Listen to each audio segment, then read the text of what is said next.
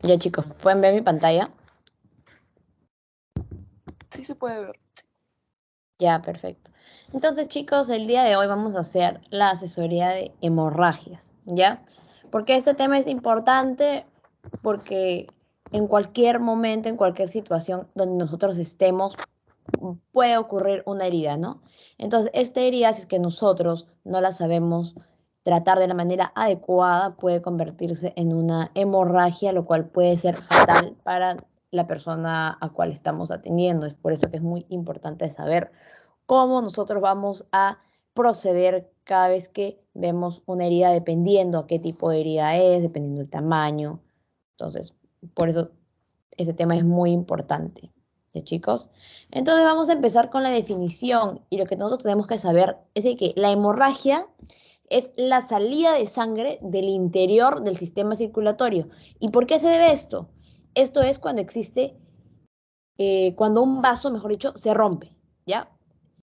Y este vaso se puede romper ya sea de manera espontánea o debido a un traumatismo. Entonces, siempre hay que valorar la cantidad y la velocidad de salida, ¿ya?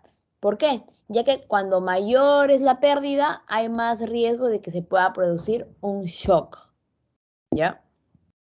Respecto a su fisiopatología, normalmente la hemorragia puede ser como consecuencia de un problema en las plaquetas, o un problema en vasos sanguíneos, o incluso problemas en la coagulación.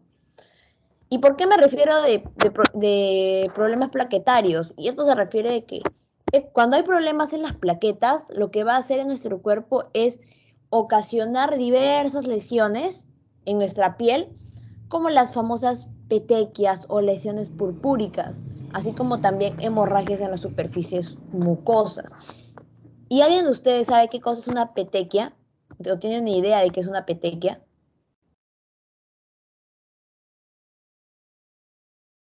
¿Qué es una petequia, chicos? ¿Qué son petequias, chicos?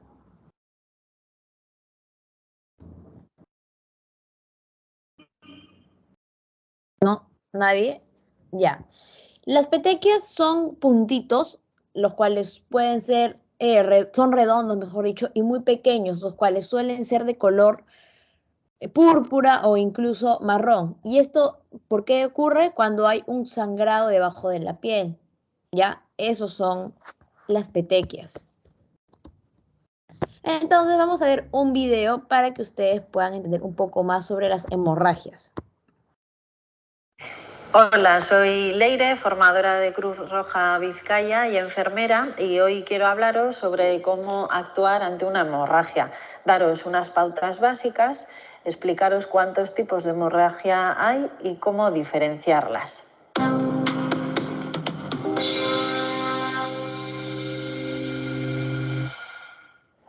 Una persona puede sufrir una hemorragia en diferentes circunstancias. Puede ser causada por un traumatismo, por un agente punzante o cortante, por un arma blanca, en situaciones de abrasión, erosión o fricción, o en casos más graves como en una explosión, una herida con aplastamiento o una mordedura.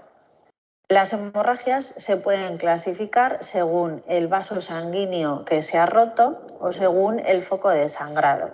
Si las clasificamos según el vaso sanguíneo que se ha roto, veremos que hay hemorragias arteriales, venosas y capilares. Las hemorragias arteriales, que implican mayor gravedad y mayor pérdida de sangre, las podemos distinguir porque la salida del líquido de la sangre es a forma de impulsos y de un color rojo muy intenso. Las hemorragias venosas aparecen de una forma más continua y con un color rojo oscuro. Y las hemorragias capilares son las que aparecen junto con una herida leve, una herida común, implican menor riesgo y menor sangrado. Si las clasificamos según el foco del sangrado, podemos encontrar hemorragias externas, internas y exteriorizadas. En las hemorragias externas aparece la sangre a través de una herida y el foco de sangrado es visible. En las hemorragias internas no vemos ni el foco de sangrado ni la sangre, pero podemos sospechar que hay una hemorragia interna por el agente causante, por el tipo de accidente que ha tenido y por los signos y síntomas que presentará la persona. En las hemorragias exteriorizadas vemos la sangre, pero no el foco del sangrado. El foco del sangrado es interno, pero aparece la sangre en el exterior a través de un orificio natural del cuerpo, como por ejemplo la nariz. Hay situaciones que nos indican que la persona puede correr mayor riesgo porque la hemorragia será una hemorragia grave. Son aquellas en las que aparece un charco de sangre cerca de la persona o la persona tiene la ropa empapada en sangre. Puede ser aquella en la que tenga también una herida en las extremidades, en brazos o en piernas, donde las arterias son más superficiales y se pueden dañar con más facilidad. Y recuerda que una hemorragia arterial es una hemorragia grave. También hay otras situaciones que implican gravedad, si tenemos en cuenta el agente causante, como por ejemplo en caso de explosiones, traumatismos graves, aplastamientos. Una situación de gravedad es aquella en la que la persona presenta signos y síntomas de shock. El shock es la consecuencia de una pérdida abundante del volumen de sangre que circula por el organismo de una persona. El conocido como shock hipovolémico presenta los siguientes signos y síntomas: palidez, sudoración y frialdad, alteración de la consciencia, que puede empezar con un estado ansioso en la persona e ir evolucionando hasta que se queda inconsciente. El pulso lo encontraremos rápido y superficial y la respiración también será rápida y superficial. ¿Y cómo debemos actuar ante una hemorragia? Llamaremos al 112 y si se trata de una hemorragia grave nos irán dando pautas a seguir hasta que llegue la ayuda que hemos solicitado. Si se trata de una hemorragia leve, podremos ir nosotros prestando los primeros auxilios del siguiente modo. Vamos a utilizar de material unos guantes para protegernos como medida de protección hacia quienes prestamos la ayuda, unas gasas o un textil limpio, cualquier tejido que tengamos a mano limpio, y también una venda. Este material lo podemos encontrar en un botiquín común. Y ante una hemorragia leve aplicaremos presión directa sobre el foco sangrante durante al menos 10 minutos, sin retirar el primer apósito que hemos puesto que favorece la coagulación. Podemos hacer algún vendaje compresivo y si cualquiera de estas soluciones no es efectiva, se pueden aplicar otras para las que se requiere formación sanitaria. Como os hemos mencionado hoy, algún material que tenemos en nuestro botiquín, en próximos vídeos os enseñaremos cuál es el material oportuno a tener en un botiquín en casa y cómo utilizar ese material para limpieza y cura de heridas, para atención de hemorragias. Así que estad atentos en nuestras redes sociales y si tenéis alguna sugerencia o petición que hacernos, como siempre, podéis dejarnos un comentario y lo tendremos en cuenta. Hasta el próximo vídeo. Listo, chicos.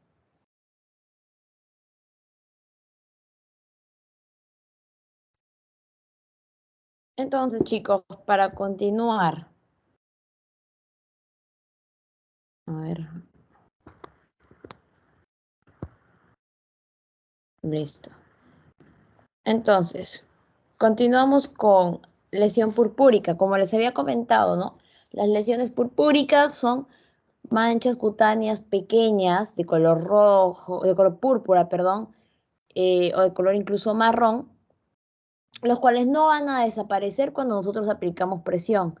Esto se debe a que cuando hay un sangrado a nivel subcutáneo, o sea, a nivel de la grasa, y lo que va a suceder acá es que se van a formar las famosas petequias, ¿ya?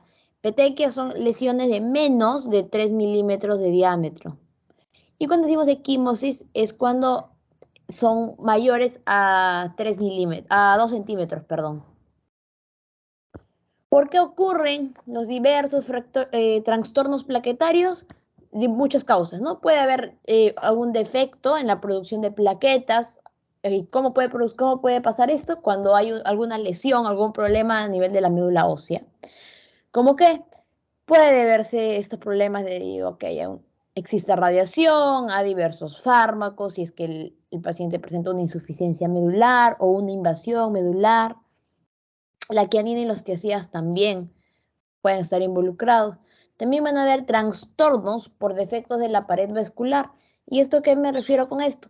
Se va a deber más o menos, puede ser por envejecimiento, debido a fármacos específicos como corticoides, penicilinas, cuando hay un déficit de vitamina C, si el paciente presenta un síndrome hemolítico urémico, o también si el paciente presenta una púrpura de Enoch-Snelling, ¿no?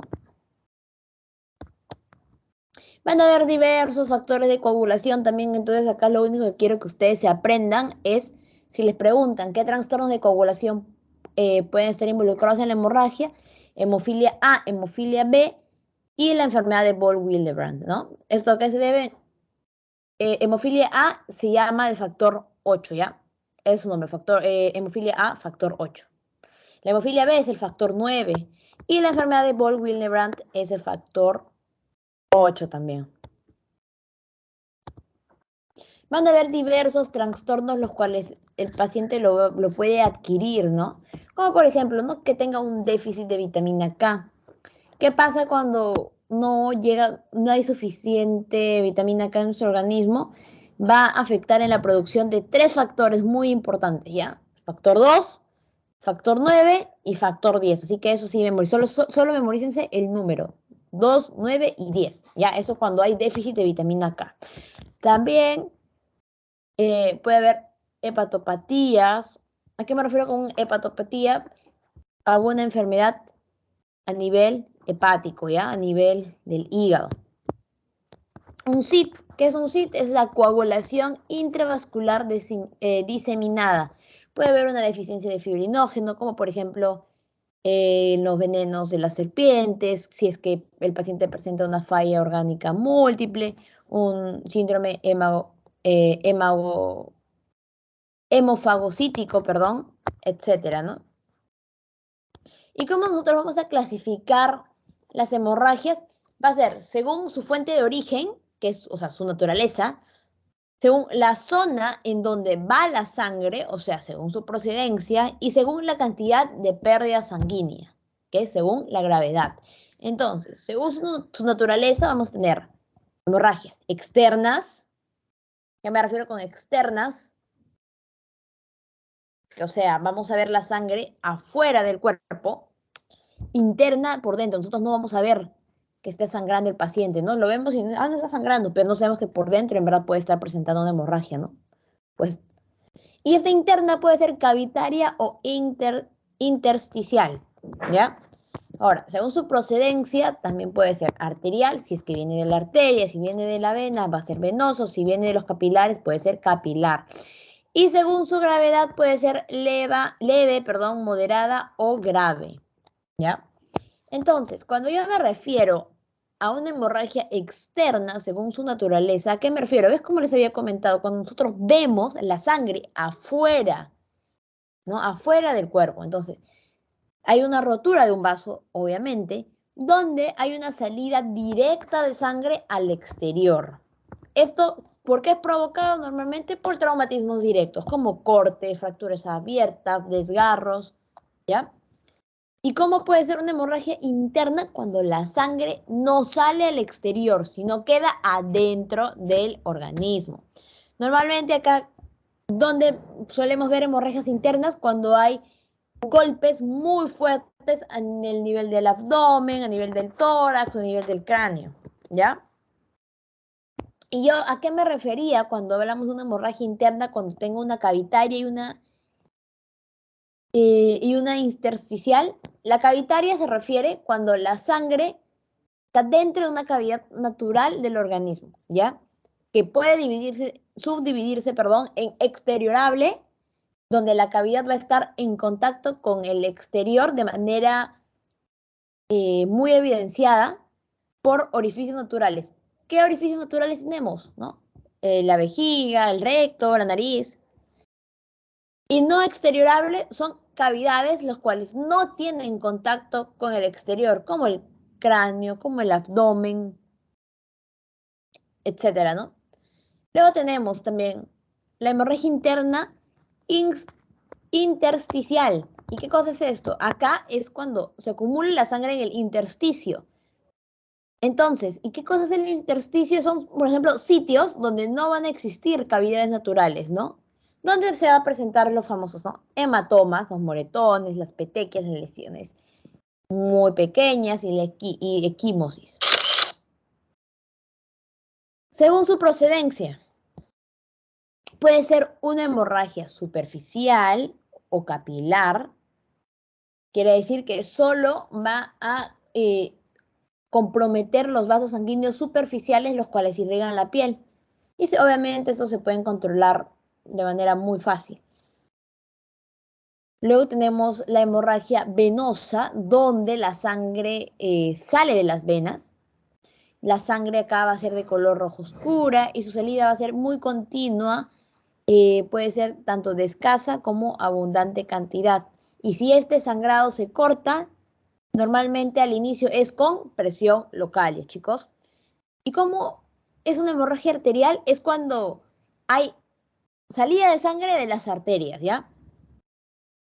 Entonces, ¿acá qué pasa? Nosotros tenemos que tratar una hemorragia arterial de la manera más pronta posible. ¿Por qué? Porque si nosotros no tratamos de manera rápida esta lesión, puede provocar la muerte del paciente en menos de 1 minuto, ¿ya? ¿Por qué? Porque tenemos las principales arterias, la arteria carótida, la arteria aorta, entonces hay que tener mucho cuidado con ese tipo de hemorragias.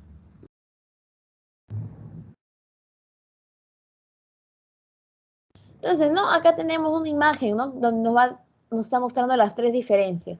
La arterial, ¿no? Salida intermitente, mucha sangre. Y la sangre es de color rojo brillante. La venosa es una salida continua con color rojo oscuro. Esa es la principal diferencia, ojo, acuérdense los colores. Cuando es sangre de arteria es un rojo brillante, así como en la diapo, ¿no? Cuando es cuando es sangre venosa, sale de color rojo oscuro, con un color vino, así. La sangre capilar, obviamente, es que salida de sangre en poca cantidad. ¿Por qué? Porque hay poca cantidad acá, porque los vasitos sanguíneos son muy pequeños. Entonces, acá, lo que les había comentado, ¿no? Los 3 términos que tienen que aprenderse: hematoma, equimosis y petequia. Petequias son esas pequeñitas, ¿no? Manchas en la piel. Equimosis normalmente lo vemos en tejidos subcutáneos. Ya, más de 2 centímetros es una equimosis. Y una hematoma, normalmente los moretones se dan a nivel de tejidos profundos. ¿Bien, chicos? Entonces las hemorragias también lo podemos dividir según su gravedad. Y obviamente va a depender de la cantidad y de la velocidad con la cual el paciente va a perder la sangre, ¿ya? Podemos dividirlo o clasificarlo, mejor dicho, en leve, donde hay menos de medio litro de pérdida sanguínea, la moderada, que va desde medio litro a máximo 1 litro, donde obviamente va a perder el paciente del 10 al 15% de la volemia, donde el paciente normalmente no presenta, ¿no?, síntomas generales por cuando es una hemorragia moderada. Luego tenemos la hemorragia grave. ¿Cuál es la grave? Cuando hay pérdida de más de 1 litro de sangre, ¿ya? ¿Por qué? Porque acá se va a perder del 15 al 30% de la volemia aproximadamente. Y puede haber, o mejor dicho, hay un inicio del shock séptico, ¿ya? Y la muy grave es cuando hay pérdida sanguínea de 1,5 litros hasta 3 litros, ¿no? Donde podemos perder el 30 al 60% de la volemia. Y la gravedad obviamente va a depender de la velocidad de la pérdida sanguínea, y acá en las hemorragias muy graves siempre va a haber un shock hipovolémico. ¿Y a qué me refiero yo con el término volemia, ya que le estoy diciendo? La volemia es el término que nosotros usamos ¿para qué?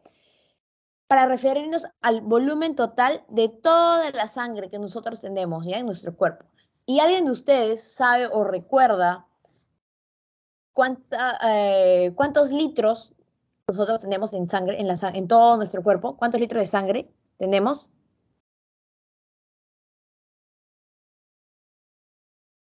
5. 5, muy bien. 5 litros, aproximadamente 5 litros, ¿no?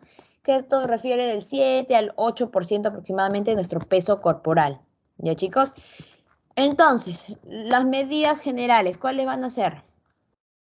En primer lugar, la presión directa sobre la herida. Esto nunca se olviden, ¿ya, chicos? ¿Qué vamos a hacer? Vamos a colocar el apósito o la compresa sobre la herida. Luego vamos a ejercer la presión de forma continua. Obviamente, si se empapa la compresa, no vamos a retirarlo, sino ponemos otra encima. Y vamos a evitar retirar el coágulo, chicos. Luego tenemos la elevación del miembro, ¿ya? ¿Cuándo vamos a elevar el miembro? Cada vez que no, mejor dicho, siempre y cuando no exista una fractura. Y vamos a levantar el miembro a nivel del corazón, por encima del nivel del corazón. ¿Por qué? Porque de esa manera nosotros vamos a facilitar de que se forme un tampón. ¿Y por qué se va a formar un tampón? Cuando hay exceso de plaquetas, ¿ya? Porque se va a acumular las plaquetas. Y esto ocurre cuando se va a tratar de disminuir la presión por la acción de la gravedad. En tercer lugar, vamos a hacer presión de la arteria principal del miembro. Quiere decir que vamos a hacer la compresión con los dedos de las manos. Vamos a aplastar la arteria contra el hueso. Punto de compresión, bueno, acá los más utilizados, ¿cuáles van a ser? La arteria temporal, la arteria facial, la carótida, la subclavia, la braquial, la poplitea, ¿no? Acá también tenemos otra imagen donde vamos a encontrar las principales arterias, ¿no? La subclavia por ejemplo, vamos a ejercer presión sobre la clavícula. La arteria radial y cubital vamos a hacer presión contra el radio. El femoral vamos a hacerlo en la ingle con el puño. El femoral en el hueco. Luego el femoral también podemos hacerlo contra el fémur. Si queremos, por ejemplo, ejercer presión sobre la arteria temporal, vamos a ejercerlo sobre el hueso temporal. Entonces, de esta manera es donde nosotros tenemos que hacer presión, ¿no? Acuérdense siempre contra el hueso. Y finalmente tenemos el torniquete. Cuando nosotros usamos el torniquete en situaciones extremas, ya chicos, el torniquete es nuestro último recurso. ¿Por qué? ¿Por qué es el último recurso? Porque ya han fracasado todos nuestros 3 pasos anteriores, ya fracasaron. Entonces ya, hora de torniquete. ¿Cuándo hacemos también un torniquete? Cuando vamos a hacer una amputación traumática de miembro o cuando hay cuando vamos a realizar una liberación de un miembro aplastado, ¿ya? Además de que este miembro aplastado estaba más de 30 minutos. ¿Con qué vamos a utilizar para hacer un torniquete o un objeto blando, ya? Como que un tela, esas ligas de goma de 5 o 6 centímetros aproximadamente. ¿Y cómo lo vamos a aplicar? En miembros de hueso único, ya, como brazo y muslo, aunque la herida esté más abajo. Siempre va a ser por encima de la herida el torniquete y sin tocar los bordes de la herida, chicos. ¿Cuál va a ser mi técnica correcta? Voy a dar 2 vueltas con la venda alrededor del miembro y voy a realizar medio nudo, ¿ya? Luego voy a colocar sobre el objeto duro, como por ejemplo un palo, un bolígrafo, lo ideal es un palo. Y vamos a realizar 1 o 2 nudos, ¿ya? No, yo le recomiendo hacer 2 nudos, siempre hago 2 nudos yo. Luego vamos a retorcer el palo apretando el torniquete. Y ahí es donde vamos a proceder a inmovilizar el palo con el vendaje. Para de esta manera poder rodear el miembro con bolsas de hierro. ¿Para qué? Para que se reduzca la posibilidad de necrosis. ¿Ya, chicos? Entonces les he puesto un video para que acá puedan ver cómo vamos a realizar de manera correcta un torniquete. Hola, ¿cómo estás? En este video vas a aprender a hacer un torniquete para hemorragias. Así que pues, vamos con el video. ¿Qué es lo que vamos a hacer?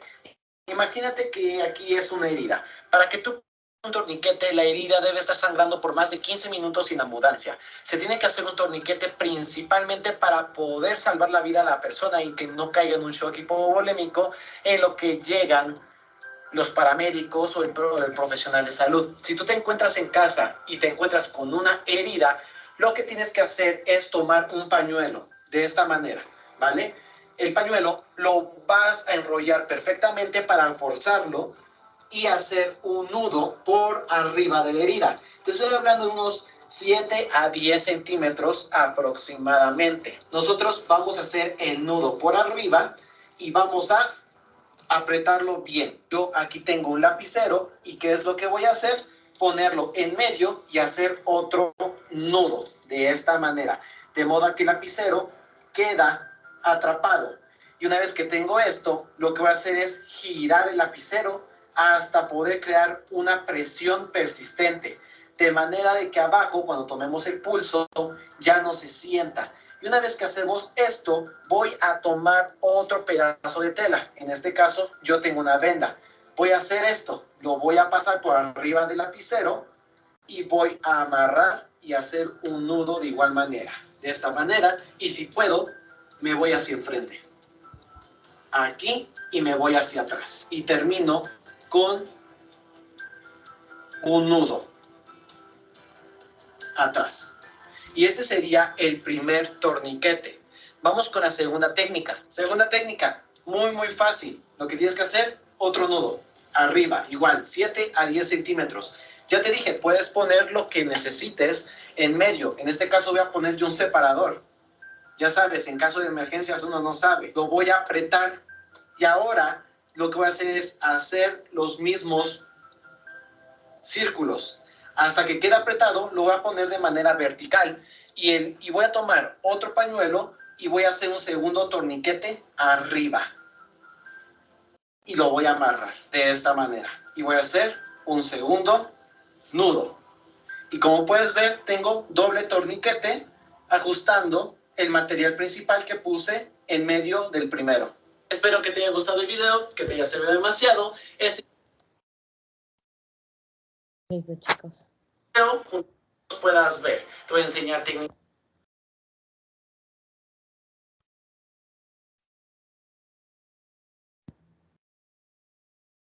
Ya, chicos. Entonces, las precauciones que nosotros debemos tomar para una hemorragia es, en primer lugar, colocar un cartel visible, preferiblemente en la frente, el cual va a indicar la zona del cuerpo en la que nosotros hemos realizado el torniquete y la hora, la cual hemos puesto. Luego vamos a dejar el torniquete a la vista. ¿Para qué? Para que pueda verse bien y lo puedan atender de manera prioritaria, ya que es una lesión grave.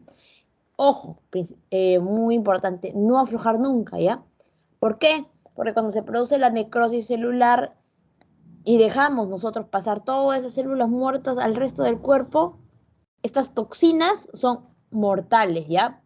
Así que esto puede producir una muerte súbita o una muerte por autointoxicación. ¿Por qué autointoxicación? Porque todas esas toxinas son de uno mismo, ¿no? Por lo que ya se ha producido la necrosis. Entonces, al ser de uno mismo, ya pues son muy perjudiciales para el mismo paciente. Por eso se llama muerte por autointoxicación o muerte súbita. Y también no olvidar colocar a la víctima en posición anti-shock, ¿ya? Acuérdense que el torniquete es la última medida en caso el sangrado no cese. Y obviamente si es que la situación pone en peligro la vida de nuestro paciente. Y verificar siempre que no haya lesión en la pelvis. Entonces, en conclusión, nosotros podemos decir, tenemos nuestra hemorragia, vamos a hacer compresión directa. Si funciona, mantenemos presión, vendamos, evaluamos, ¿ya? Si no funciona, hacemos compresión arterial. Si funciona, ya, mantenemos la compresión, vendamos y evacuamos. No funciona compresión arterial, torniquete. Y de ahí recién la evacuación, chicos, ¿ya? Entonces también vamos a tener nosotros hemorragias internas. ¿Y qué cosa es una hemorragia interna? Una hemorragia la cual ocurre dentro de nuestro organismo, ¿ya? Que no presenta, o sea, que nosotros no vemos la sangre al exterior, si quieren ponerlo de un término mucho más fácil. ¿Quién es más peligrosa, la hemorragia interna o la externa, chicos? ¿Cuál es más peligroso?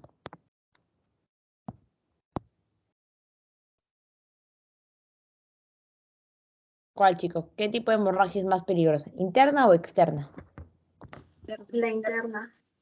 ¿Por qué? La interna. ¿Por qué, chicos? Porque a veces no se detecta con rapidez. Ujú, muy bien. Entonces, es cierto, ¿no? Las hemorragias internas son las más peligrosas. ¿Por qué? Porque nosotros no lo vemos, ¿ya? ¿Y cómo nosotros podemos sospechar de una posible hemorragia interna? Si es que el paciente presenta fracturas por un accidente, si es que ha tenido traumatismos o golpes violentos, si es en tórax y abdomen, si ha sido un accidente espontáneo. ¿Y qué síntomas el paciente nos va a dar?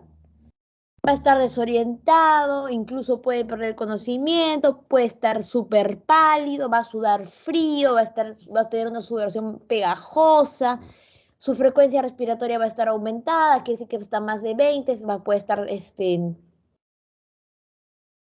con una taquipnia, el pulso va a estar débil, pulso débil y rápido, y el llenado capilar va a estar superior a 2 segundos, ¿ya? ¿Qué nos va a dar como consecuencia? ¿Qué cosa? El famoso shock hipovolémico. Como nosotros recuerden cómo hacemos nuestro llenado capilar, presionamos el pulgar a la altura de la uña y lo soltamos. Tenemos que comprobar que recupera la coloración habitual en menos de 2 segundos, chicos, ¿ya? ¿Cómo vamos a tratar estas hemorragias internas? Vamos a, en primer lugar, abrigar a nuestro paciente, vamos a poner los pies en alto. ¿Qué quiere decir con pies en alto? La cabeza más baja que el corazón. Y vamos a liberar la ropa apretada y no le vamos a dar nada al paciente, nada de beber, ¿ya? Y obviamente traslado inmediato porque es un paciente crítico. Luego vamos a tener hemorragias externas. ¿Qué es una hemorragia externa? Cuando vamos a ver la sangre afuera de nuestro cuerpo, ¿ya, chicos? Y esto puede provocar, ¿qué puede ser? Por ejemplo, una otorragia, oído, salida de sangre por el oído, epistaxis, nariz, sangrado por nariz, rectorragia, hemorragia por el ano, por la boca puede ser una hematemesis, una hemoptisis, genitales, hematuria, metrorragias y por la zona genital. ¿Qué cosa es una otorragia? Como les había dicho, oído, ¿ya? Entonces es salida de sangre por el oído. Y esto puede ser consecuencia de diversas lesiones internas graves, como por ejemplo un golpe fuerte, un choque, encontronazos, también si es que le cae al paciente el balón, y pueden ser, hay tipos, ¿ya? Que puede tener una hemorragia, puede tener un traumatismo craneal, un golpe en el cráneo, el cual el paciente puede, o como también no puede, perder el conocimiento, donde puede haber una fractura en la base del cráneo. Lo más normal, ojo, es que siempre vaya acompañado de una epistaxis y un moretón, ¿no? Amoratamiento significa que hay moretón alrededor de los ojos. ¿Me pueden decir, alguien de ustedes, qué es epistaxis? ¿Saben? Sangrado por la nariz. Muy bien, es una hemorragia nasal, chicos. Ajá. Y puede también ser una otorragia sin traumatismo de cráneo, donde va a haber pequeñas erosiones, ¿no? En el conducto auditivo externo. ¿Cuál es el tratamiento? No vamos a taponear la hemorragia. ¿Qué me refiero con taponear? No es que vamos a poner venda sobre venda, no, ¿ya? Vamos a poner al paciente en posición lateral, de manera estable, sobre el oído que está sangrando. Si yo estoy sangrando por mi oído izquierdo, lo voy a poner hacia ese lado. Y vamos a movilizar en bloque con mucho cuidado, ¿ya? Porque si no podemos producir una lesión medular. La epistaxis salía por la nariz. Tipos. Puede ocurrir debido a que hay una rotura de una pequeña arteriola, si es que el paciente se rasca muy fuerte o ha estornudado. Una pequeña arteriola puede haberse roto nada más y puede ser asintomática, ¿no? Los cuales se debe a enfermedades específicas como un paciente con hipertensión, un paciente con coagulación, con gripe, o puede ser también una epistaxis traumática. ¿A qué me refiero con traumática? Cuando hay un golpe directo, ¿no? También puede provocarse por lesiones importantes en el cráneo. ¿Cómo nosotros vamos a tratar la epistaxis? Vamos a calmar al paciente porque normalmente los pacientes están, ay, mi nariz está sangrando, ya. calmarlo, en primer lugar, siempre a estos pacientes calmarlo, lo vamos a sentar y la cabeza la vamos a poner de manera recta o a lo mucho ligeramente inclinada hacia adelante. No sé si ustedes se habrán dado cuenta de que un error muy común de las personas es de que, por ejemplo, yo cuando era pequeña veía a veces, o escuchaba también a las personas que cuando estaban sangrando por la nariz, decía, pon tu cabeza para atrás, pero no, ¿por qué no tenemos que poner la nariz, la cabeza, mejor dicho, en esa posición? Porque la sangre, en vez de salir de nuestro cuerpo, la estamos volviendo a ingresar. Entonces, por eso la cabeza tiene que estar ligeramente inclinada hacia adelante, ¿ya, chicos? Vamos a presionar la fosa nasal durante 4 o 5 minutos y vamos a aplicar hielo sobre esa fosa nasal para que nos ayude a favorecer la constricción vascular, ¿ya? O sea, que cese el sangrado. Si no cesa, ¿qué vamos a hacer? Vamos a introducir una gasa empapada en agua oxigenada por el orificio nasal con unas pinzas largas y finas. Si se empapa, no sacar esa. O sea, ¿qué significa? No vamos a sacarla, sino vamos a introducir otra. Y si no cesa, vamos a trasladar al paciente de manera urgente al hospital. Eso se llama el famoso taponamiento nasal, ¿ya? Así se llama cuando nosotros vamos a introducir la gasa empapada en agua oxigenada. Taponamiento nasal. Las gingivorragias, hemorragia, ¿no? En las encías. Causa inflamación de encías, si es que hay déficit de vitamina, el tratamiento no le damos mucha importancia, ¿no? ¿Por qué? Porque incluso hasta a veces nosotros cuando estamos cepillándonos los dientes, a veces sale un poquito de sangre, ¿ya, chicos? No es algo de alerta la gingirovia. Luego tenemos la hemoptisis, ¿ya? ¿Qué es la hemoptisis? Es cuando sale sangre de nuestra boca. ¿Y cómo va a salir sangre de nuestra boca? Cuando la sangre viene del pulmón. ¿Y, chicos? Causas: enfermedades del pulmón, traumatismos torácicos, golpes en el tórax. Síntomas: surge al exterior porque el paciente va a estar tosiendo. Cuando el paciente empiece a toser va a salir la sangre y esta sangre va a ser de color rojo intenso, el cual va a botar espuma, incluso burbujas. El paciente nos va a referir que tiene un cosquilleo en la garganta. Y tratamiento: paciente a reposo, semisentado. Vamos a conservar la materia expulsada en el recipiente y vamos a trasladarlo al hospital. Luego tenemos la hematemesis. ¿Qué es la hematemesis? Cuando botamos sangre por la boca. También, ¿no? Pero acá, ¿de dónde va a ir? De las vías digestivas, o sea, del estómago.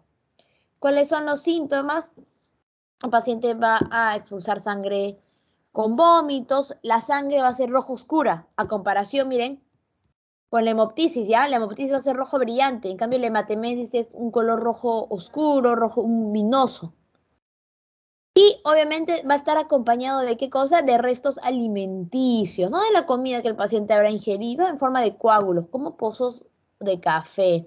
Tratamiento: vamos a colocar al paciente de cúbito supino. Cúbito supino es boca arriba, ya con piernas semiflexionadas y una bolsa de hielo sobre el abdomen y obviamente el traslado al hospital más cercano. Luego tenemos hemorragias por el recto, donde vamos a dividirlos acá en rectorragia y melena. ¿Qué es una rectorragia? Es cuando hay salida de sangre, color rojo intenso, rojo brillante, por el ano. Puede ser por presencia de hemorroides, si es que hay un tumor. Tratamiento: que vaya al médico. Melena. ¿Qué es una melena? Cuando el paciente nos dice, ¿sabe qué? Doctor, doctora, he estado haciendo mis necesidades y mi caca está saliendo de color negro intenso, ¿ya? Huele feo y se nota así, ¿no? Untosas, pegajosas al inodoro. Eso es lo que el paciente nos va a referir. ¿Cuáles son las causas? Puede ser porque hay una hemorragia a nivel de vías digestivas altas o también puede coexistir con una hematemesis, ¿no? La hematuria. Sangre en la orina. Paciente dice, ¿sabe qué, doctor? Estoy orinando rojo, estoy orinando sangre. Esto se debe, pues, porque el paciente puede tener ahorita una infección de orina, una infección, o puede tener un cólico nefrítico, una tumoración en la vejiga, puede ser debido a un traumatismo abdominal o un traumatismo de fosas renales, ¿ya? Y vamos a tener la hematuria microscópica o macroscópica, ¿ya? La microscópica, que lo vamos a ver recién en los análisis de orina, y la macroscópica es que nosotros ya vemos, ¿no? El paciente nota que su sangre está roja. Tratamiento, traslado urgente, si es que es un traumatismo, o ir a consultorio, ¿no? Hasta medicina. Traumatismo hipovolémico. ¿Qué cosa es? Es un estado en el cual la cantidad de sangre que llega a las células no es la requerida, ya es insuficiente, es inadecuada. ¿Para qué? Para que el organismo pueda funcionar de manera adecuada, de una manera la cual no va a realizar, mejor dicho, sus funciones de manera habitual. Entonces vamos a ver este video, que es corto, chicos, para que sepan un poquito más del shock hipovolémico. Ya que como tenemos menos sangre, el corazón intenta bombear más rápido para hacer llegar... Cuando perdemos mucha sangre, por ejemplo, por una herida grande, nuestro cuerpo empieza a encontrarse mal. El pulso se hará más flojo y se acelera. Ya que como tenemos menos sangre, el corazón intenta bombear más rápido para hacer llegar el oxígeno suficiente a los órganos. Si a pesar de acelerarse el corazón no consigue enviar el oxígeno suficiente al cerebro, el herido perderá el conocimiento. Es lo que se conoce como shock hipovolémico. Se llama hipovolémico porque implica que no hay suficiente volumen de sangre en el cuerpo.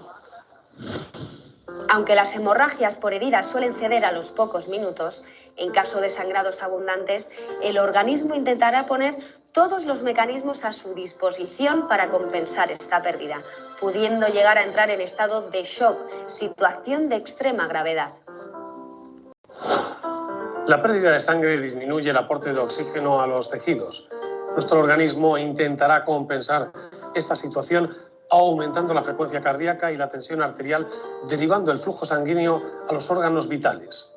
Pero lo cierto es que estos mecanismos compensadores no se pueden mantener durante un tiempo prolongado, por lo que debemos estar alerta de la presencia de una serie de signos y síntomas de alarma que nos indiquen que el paciente puede entrar en estado de shock, como por ejemplo, alteración en su estado de conciencia, pues al inicio puede haber agitación, pero después cada vez menos conexión con el entorno exterior. Respiración rápida y superficial, palidez cutánea, pulso muy rápido y débil. No obstante, no se obsesione en buscar el pulso, ya que es verdad que en estas situaciones puede resultar difícil llegar a confundirnos.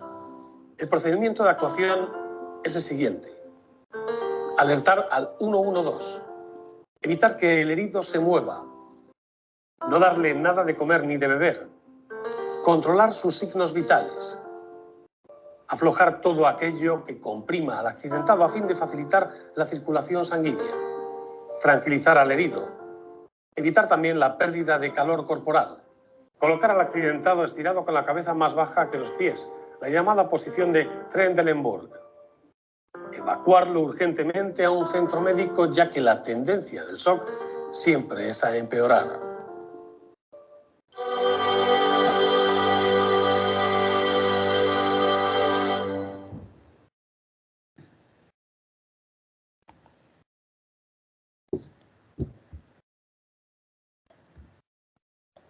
Ya, chicos.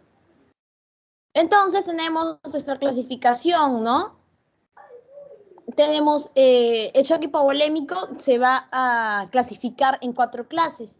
Clase 1, clase 2, clase 3 y clase 4, la cual nosotros lo vamos a determinar según la pérdida de sangre que el paciente ha perdido, según su presión arterial, sistólica y diastólica, según sus pulsos, su llenado capilar.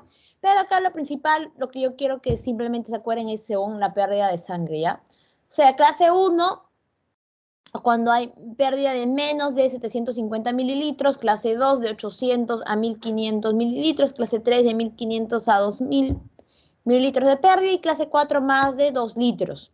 ¿De chicos? Síntomas. El paciente va a estar pálido, piel fría, húmeda, va a tener sed en exceso, va a sentirse débil, su pulso va a estar débil y muy rápido. El paciente va a referir que tiene escalofríos, va a estar temblando, su respiración va a ser muy lenta, profunda, incluso a veces su respiración puede ser ruidosa. Y obviamente vamos a ver una alteración en la conciencia, ¿ya? Y obviamente, ¿no? Si persiste todos estos síntomas, el paciente puede desencadenar en un coma. ¿Cómo nosotros vamos a reconocer un shock? Básico, ver el estado mental del paciente. Luego vemos si el paciente está lúcido, su pulso radial, su frecuencia cardíaca, su presión arterial, su frecuencia respiratoria, y vamos a ver, ¿no? Si es que el paciente cómo está, ¿no? Cómo vemos nosotros su imagen, cómo vemos su estado del paciente. Acuérdense, el volumen sanguíneo normal en adulto es de 5 litros y esto no es el efecto de la pérdida, de la pérdida sanguínea, ¿no? Si el paciente pierde 500 centímetros cúbicos, su estado mental va a estar alerta, su pulso radial aumentado, su frecuencia cardíaca aumentada, presión arterial normal, frecuencia respiratoria normal. En cambio, miren, compárenlo en comparación si el paciente ha perdido más de 2 litros de sangre, ¿no? Su estado mental va a estar confuso, letárgico, pulso radial débil, frecuencia cardíaca más de 120, va a estar taquicárdico, su presión arterial va a estar disminuida y su frecuencia respiratoria también va a ser mayor a 35, ¿ya chicos? Entonces este cuadrito también sería bueno que se lo aprendan, que es básico. Y nada, chicos, eso sería todo por hoy. Eso sería todo por la clase de hoy. ¿Tienen alguna pregunta, alguna duda?